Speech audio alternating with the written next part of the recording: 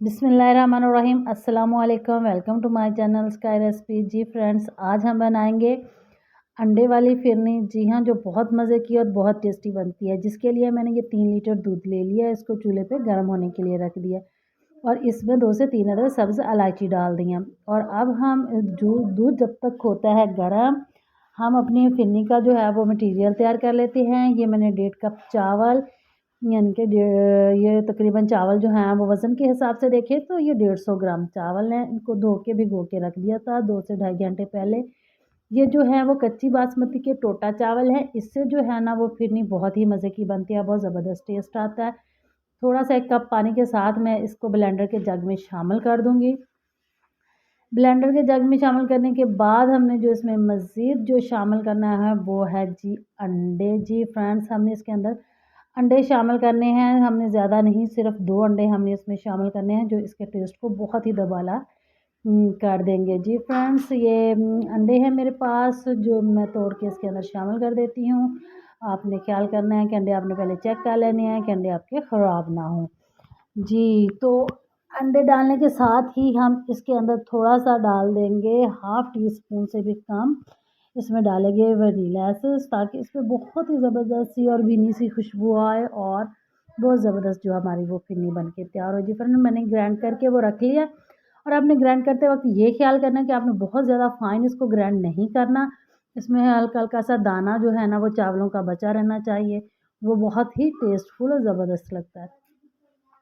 अब हम इस तरह चम्मच हिलाते जाएँगे और आहिस्ता-आहिस्ता इसको जो है वो चावलों के पानी को हम इसके अंदर शामिल करते जाएँगे और हिलाकर हम इसको और डाल देते हैं और आहिस्ता-आहिस्ता हमने चम्मच हिलाना। और आपने ये ख़्याल रखना है, जो आँच है आपने वो लो रखनी है, मीडियम और हाई फ्लेम नहीं रखना। लो आँच पे इसको पकाना है तो बहुत ज़बरदस्त ये आपकी जो फिरनी है वो तैयार होगी।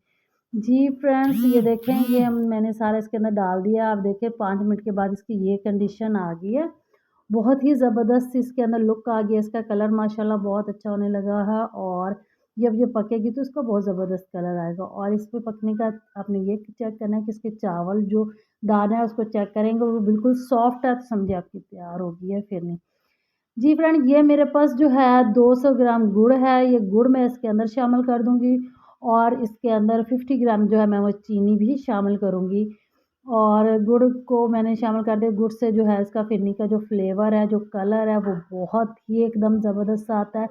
आप इसको खाएँगे, टेस्ट करेंगे तो आप कहेंगे कि कोई चीज़ वाक़ई बन के तैयार हुई है। और इसके साथ ये ड्राई फ्रूट्स हैं, बादाम है, किशमिश, नारियल का चूरा है, ये हम इसके अंदर शामिल कर सकते हैं। आप कोई भी ड्राई फ्रूट्स इसके अंदर शामिल कर सकते हैं, ये आपकी मर्ज़ी है। जी फ्रेंड्स, ये देखें 10 मिनट के बाद ये हमारी जो फिरनी है, ये माशाल्लाह इस कंडीशन में आ गई है बिल्कुल। अभी जो है ना वो गुड़ की गिठलियाँ जो है वो अभी मेल्ट नहीं हुई हैं, वो आहिस्ता-आहिस्ता इसकी मेल्ट हो जाएगी। ये देखें, अब इसका कलर जो है ना वो ज़बरदस्त सा हो गया है। और अभी थोड़ी देर और इसको मैं रखूँगी ताकि गुड़ की जो गिठलियाँ हैं वो अच्छे से मेल्ट हो जाएँ और इसमें एक ज़बरदस्त सा कलर आ जाए। और ये देखें, आप गुड़ डालने से इसके कलर में कितना ज़बरदस्त सा फ़र्क आया है।